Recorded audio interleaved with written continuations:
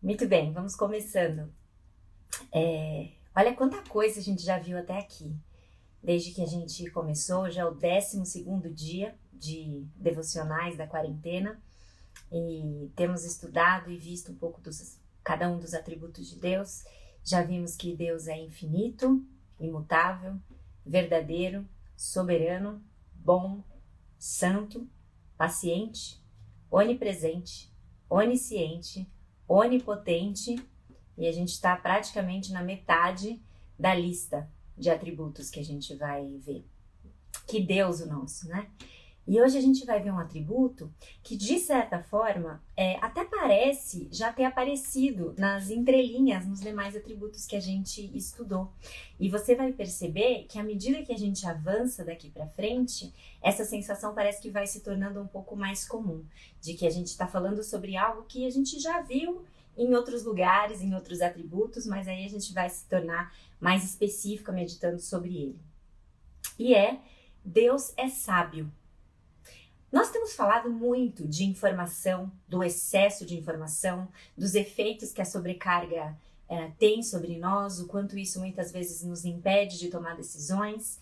Nós temos diferenciado o conhecimento de informação. E agora eu quero acrescentar também nessa coisa toda o conceito de sabedoria também. A sabedoria, ela está bem relacionada com conhecimento, mas ela é distinta de conhecimento. O conhecimento, ele conta com os fatos. A sabedoria, por outro lado, é a capacidade de alcançar os melhores resultados com esses fatos. Ou seja, você ter conhecimento não significa que você tem sabedoria. Ela é a capacidade de tomar boas decisões com base no conhecimento que se tem. Uma vez eu li um exemplo, achei meio infame, mas eu acho que ele explica de uma maneira bem clara essa diferença. Que era o seguinte: conhecimento é você saber que tomate é um fruto. Sabedoria é você não usar tomate na sua salada de fruta. Como eu disse, era infame, mas faz sentido a associação. Uma coisa é o conhecimento. Você pode ter o conhecimento de que tomate é um fruto e tomar uma decisão muito não sábia, muito tola, quando você resolve, então, colocar ele no meio do morango, da banana, do mamão, né? Então, essa é a associação. Você ser capaz de tomar boas decisões com base no conhecimento que você tem. O ser humano mais sábio que você conhece é capaz de fazer escolhas ruins simplesmente porque ele não conhece todos os fatos. Então, humanos sábios fazem escolhas sábias quando eles tomam fatos conhecidos e concluem qual é o melhor curso de ação a partir daquilo que ele conhece. Então, pensando em Deus, no nosso Deus que é totalmente sábio, como ele possui todo o conhecimento, tem conhecimento ilimitado, onisciente, pense em quanta sabedoria vem dele. Ele é totalmente sábio. Ao contrário de mim e de você, ele jamais perde a linha. Ele conhece todos os fatos, pondera sobre eles e de forma perfeita sempre escolhe com sabedoria. Nós associamos a sabedoria a um bom julgamento moral também. E é aqui que o conceito de sabedoria também se entrelaça um pouco com a bondade. Porque isso, o nosso Deus, que é santo e bom, tem de sobra. Mesmo se você pensar num criminoso exímio, pense aí num mestre do crime que virou filme depois, que entrou para a história. Ainda que eles sejam chamados de mestres, de gênios do mal, eles nunca são chamados de sábio. Olha, esse é um criminoso muito sábio. Você viu a escolha que ele fez? A gente não usa esse termo.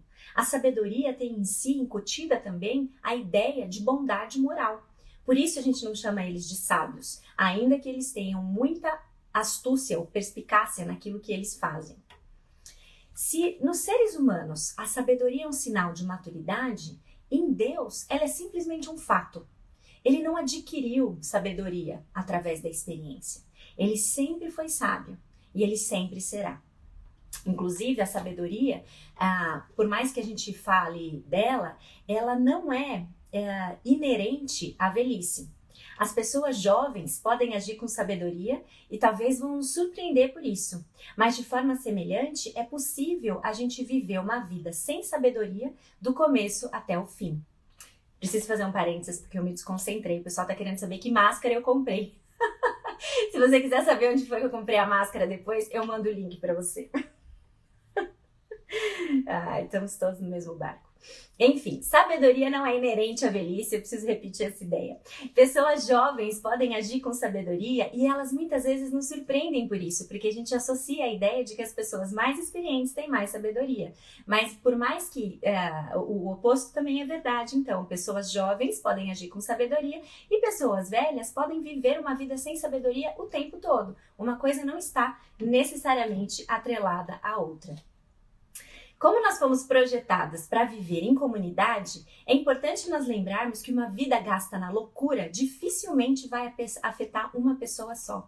Então, as decisões, sábias ou não, que nós tomamos, não vão afetar só a nós mesmas. E isso é uma coisa que a gente também precisa ficar alerta. A sabedoria auxilia toda uma comunidade e a falta dela também. Ajuda que nós vivamos em paz uns com os outros. A loucura, por outro lado, então, ela busca servir somente a si mesma. E aí ela empurra toda uma comunidade para o caos. A Bíblia faz essa distinção entre sabedoria divina e sabedoria do mundo. Em Tiago, capítulo 3, nos versículos 13 a 18, nós vemos que, na verdade, o que se chama de sabedoria do mundo, na verdade, é loucura, é tolice. Eu vou ler esse trecho de Tiago 3, de 13 a 18. Quem entre vós é sábio e inteligente? Mostre em mansidão de sabedoria, mediante condigno proceder as suas obras. Se pelo contrário tendes em vosso coração inveja amargurada e sentimento faccioso, nem vos glorieis disso, nem mentais contra a verdade. Esta não é a sabedoria que desce lá do alto, antes é terrena, animal e demoníaca. Pois onde há inveja e sentimento faccioso, aí há confusão e toda espécie de coisas ruins. A sabedoria, porém, lá do alto, é primeiramente pura, depois pacífica, indulgente, tratável, plena de misericórdia e de bons frutos, imparcial, sem fingimento. Ora, é em paz que se semeia o fruto da justiça, para os que promovem a paz. Então veja, eu vou ler o comparativo que a Jen Wilkin faz com base nesses versículos. E para quem está chegando agora ou chegou em outros momentos, outros dias, mas não entendeu ainda a base dessas devocionais, eu tenho me baseado nos 2 livros publicados pela editora Fiel, da Jen Wilkin, chamado Incomparável e o outro livro Renovadas. Esse capítulo específico do Deus é Sábio, ele é desse livro aqui, Renovadas, que é 10 maneiras de refletir os atributos de Deus, tá? Elas são baseadas nesses livros, nesses dias. Então vamos lá. O que ela diz sobre esse comparativo da sabedoria do mundo e da sabedoria de Deus? A sabedoria do mundo promove a si mesma. A sabedoria piedosa eleva as outras pessoas. A sabedoria do mundo procura as posições de maior destaque. A sabedoria piedosa busca os lugares mais humildes. A sabedoria do mundo evita o espelho da palavra. A sabedoria piedosa submete-se ao espelho da palavra. A sabedoria do mundo confia nas posses terrenas. A sabedoria piedosa confia nos tesouros do céu. A sabedoria do mundo se gaba, enquanto a piedosa é lenta para falar. A do mundo diz que as provações nos derrubam. A divina diz que as provações nos tornam mais maduras. A do mundo diz que a tentação não é grande coisa. A piedosa diz que ceder à tentação leva à morte. A do mundo diz que é ver para querer. E a piedosa diz, felizes são os que não viram e creram. A do mundo usa a força, enquanto a piedosa trabalha em mansidão. Para resumir, qualquer pensamento, palavra ou ação que comprometa a nossa capacidade de amar a Deus e ao próximo é loucura, é estupidez. O mesmo autor desses versículos, Tiago, deseja que nós saibamos como obter sabedoria piedosa. E a instrução é bem simples, está no capítulo 1, versículo 5. Se, porém, algum de vós necessita de sabedoria, peça a Deus, que a todos dá liberalmente, e ser-lhe-á concedida. Falta sabedoria? Peça sabedoria para Deus e Ele vai te dar. Fim da história. Quando pensamos em alguém sábio na Bíblia, qual é a primeira pessoa que te vem à mente depois de Jesus? Provavelmente é Salomão. Ele ficou conhecido como o rei mais sábio que já existiu. Quando ele herdou o trono do seu pai, que era ninguém menos do que o rei Davi, ele se sentiu apavorado diante da responsabilidade que ele iria assumir. Por isso, quando confrontado com a possibilidade de pedir qualquer coisa para Deus, para nossa grata surpresa, Salomão pediu sabedoria. Será que era isso que nós iríamos pedir? Se um dia Deus aparecesse diante de nós e falasse, peça o que você quiser que eu dou. Como isso deve ter agradado o coração de Deus? Salomão pediu sabedoria e Deus o fez o mais sábio dentre todos os homens. Todos nós acho que conhecemos a história de quando ele se deparou com duas prostitutas, ambas clamando a maternidade de uma criança. A gente admira a forma como ele conduziu aquela situação. Ele foi sábio. Ele usou o conhecimento que ele já tinha. Qual era o conhecimento que ele tinha? Que mães amam os seus filhos desesperadamente, sacrificialmente. E aí ele tomou uma decisão. Aquela que achar que tudo bem eu matar a criança para que assim as duas não teriam nenhum, essa que ficar desesperada com isso é verdadeiramente a mãe da criança. E foi o que aconteceu. Veja, ele usou do conhecimento que ele já tinha. Conhecimento e sabedoria, então, são coisas diferentes. Às vezes, nós erramos porque nós pedimos sabedoria a Deus quando o que de fato queremos é conhecimento. E esse ele não vai nos dar. Não é disso que Tiago 1,5 está falando. Tiago está falando que Deus nos dá sabedoria. O conhecimento nós vamos ter que ir atrás. Nós precisamos conhecer, nós precisamos nos informar. Para tomar decisões piedosas, nós precisamos ter o conhecimento de onde vem a fonte de toda sabedoria e conhecimento, palavra de Deus.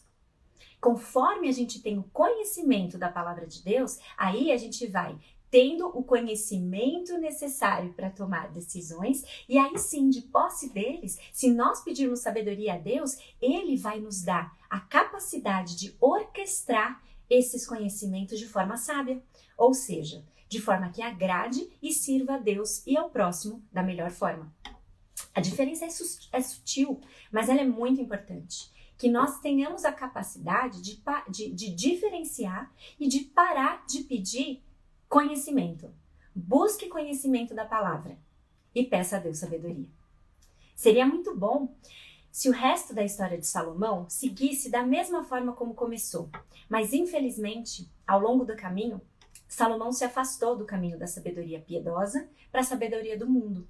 Veja só, o mesmo homem que escreveu que o temor do Senhor é o princípio da sabedoria, trocou o temor do Senhor pelo temor dos homens. Ele fez escolhas erradas. A sua história nos ensina de que aquela coisa de que uma vez sábio, sempre sábio, só é verdade para Deus, só para o nosso Deus. Para nós, mortais limitados, assim como ocorre com a paciência, com a misericórdia, com a compaixão, nós temos que permanecer sempre conscientes da nossa necessidade de pedir para obter sabedoria divina. No Sermão do Monte, Jesus diz aos seus discípulos, pedi e dar-se-vos-á, buscai e achareis, batei e abrir-se-vos-á. Nós lemos essas palavras e com frequência pensamos, aqui a base que eu precisava, vamos pedir então, é tudo que a gente queria ouvir. A gente pode pedir o que a gente quiser, vamos fazer uma lista. Só que eu acho que quando Jesus disse isso para os discípulos, provavelmente ele não estava querendo dizer peça um barco novo, peça redes tecnológicas que atraem os peixes para você conseguir ter um resultado melhor. Ele quis dizer, peçam recursos espirituais. Peça paciência, sabedoria, compaixão, bondade, amabilidade. E nesse sentido, os verbos usados aqui são muito interessantes. Pedir, buscar, bater, remetem a ações que são ações contínuas, que a gente deve sempre fazer. Então, para quem entende a tragédia que é uma vida vivida debaixo da sabedoria do mundo, que é tolice, nenhum pedido deve ser mais urgente do que pedir por sabedoria. E não pedir uma vez só, pedir sempre, pedir constantemente. Como que Deus dá sabedoria? Bom, o ponto de partida foi disponibilizar a fonte de conhecimento essencial. Eu já falei sobre isso. Qual que é? É a palavra de Deus. Porque a palavra de Deus é viva e eficaz, mais cortante do que qualquer espada de 2 gumes, e penetra até o ponto de dividir alma e espírito, juntas e medulas, e é apta para discernir os pensamentos e propósitos do coração. Isso está escrito na palavra de Deus, em Hebreus 4:12. A palavra de Deus nos dá discernimento para aquilo que, sem dúvida, nós mais precisamos, os pensamentos e intenções do nosso coração. Quando nós vemos e entendemos a nossa real condição, nós não temos outra resposta a não ser desenvolver uma real dependência do nosso Deus, que é totalmente sábio. A sabedoria começa, então, a se formar em nós. Quando Deus aponta o nosso pecado, somos sábios quando nos desviamos dele. O ato mais básico da sabedoria é o arrependimento. Desviar do pecado também nos ensina a odiá-lo, a odiar o pecado, prever os pontos de tentação e buscar a ajuda do Espírito Santo para encontrar o caminho de escape. Isso é crescer em maturidade. Isso é crescer em sabedoria. Mas, se nós não conhecemos a Bíblia, não é coincidência que a falta de discernimento e negligência com relação à Bíblia tantas vezes caminhem juntas. Lá está o conhecimento que nós precisamos para tomar decisões sábias. Salomão começou o seu reinado de forma sábia. Pediu sabedoria e lhe foi concedido. Mas ele parou de pedir. E o meu desejo é que você e eu tenhamos a humildade de nunca achar que é suficiente. Então, nunca parar de pedir sabedoria divina. E ao mesmo tempo em que eu nunca paro de pedir sabedoria divina, eu nunca paro de buscar conhecimento naquilo que vai, de fato, me equipar para tomar as decisões sábias depois, na palavra de Deus. Qual a vontade de Deus, então, para sua vida hoje? Que você peça sabedoria para Deus. Que você busque na palavra de Deus o conhecimento e confie nele para lhe conceder a sabedoria que ele já prometeu te dar, se você pedir e pedir de novo, e pedir de novo, e pedir de novo. Esse é o nosso papel. Buscar conhecimento, pedir sabedoria, e ele já prometeu que vai nos dar. Mas que a gente não se esqueça disso, eu achei uma diferença muito importante e transformadora de fato. Ele não nos prometeu dar conhecimento. O conhecimento ele já deu todo na sua palavra. E o que nós precisamos pedir a ele é sabedoria, para a gente orquestrar o conhecimento da palavra de Deus, de forma que isso resulte em decisões e atitudes sábias, segundo a sabedoria divina e não segundo a sabedoria do mundo. Então, para terminar, reflita um pouco colocando-se no lugar de Salomão. Se Deus te desse a oportunidade de pedir qualquer coisa, qualquer uma, a sabedoria seria o seu primeiro pedido? A sabedoria sequer está na sua lista hoje? Peça a Deus que mostre o que tem dominado a sua vida.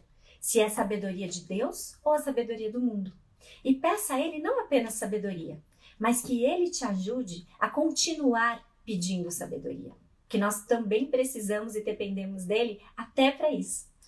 E louve a Deus, porque ele nos revelou a sua palavra na Bíblia e revelou a sua sabedoria também no exemplo de Cristo. Que ele nos ajude a buscar a sabedoria. O nosso Deus totalmente sábio, que nunca erra, que nunca aprende, que não precisa crescer em sabedoria, está totalmente disposto a nos dar sabedoria, se tão somente a gente pedir sabedoria e buscar o conhecimento na sua palavra. Amém? Muito bem. Então, obrigada por mais esse dia, essa manhã, em que a gente pôde juntas meditar sobre o nosso Deus totalmente sábio. E, se Deus quiser, estaremos de volta amanhã, meditando mais um pouquinho sobre um dos seus maravilhosos atributos desse Deus incomparável. Amém? Que busquemos sempre, então, a palavra de Deus e não paremos de pedir sabedoria divina. Um bom dia para todos nós.